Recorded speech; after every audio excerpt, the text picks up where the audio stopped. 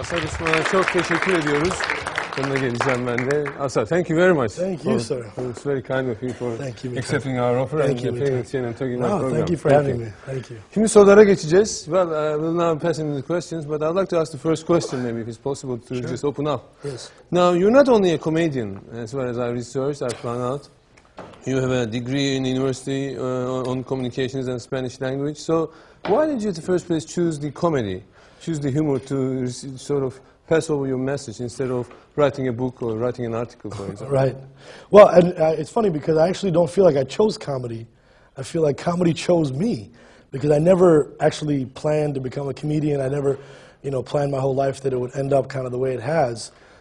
Stand-up to me has become a love affair. I fell in love with stand-up.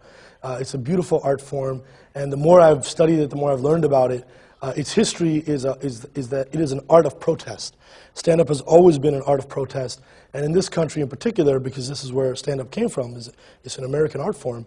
The early comics were basically Black American comics, Jewish American comics, later Latino comics, Asian comics, gay comedians. All the minority groups in this country have used stand-up as a tool to speak truth about their issues and to sort of raise awareness of whatever it is that concerns their communities. And in my view, it's no surprise that Muslim comedians now and Arab American comedians are emerging and are gaining in popularity because it is an art form that has that type of history. Another question, and I'll pass the floor to the other questions of the guests. Now, you are in a way using the humor to sort of criticize the ignorant or stereotype people in the United States or people around the world maybe about Islam and Muslims.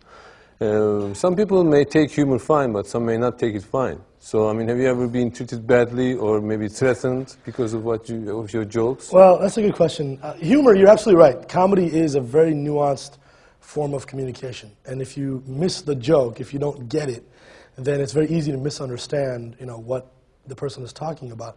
So I have experienced on a few occasions where, there might be some Muslim in the audience who completely missed the irony or the sarcasm, and they thought I was, being serious. If I say, talk about Muslims being associated with terrorism, and you don't realize I'm making fun of that idea, then you might think I'm actually reinforcing that stereotype.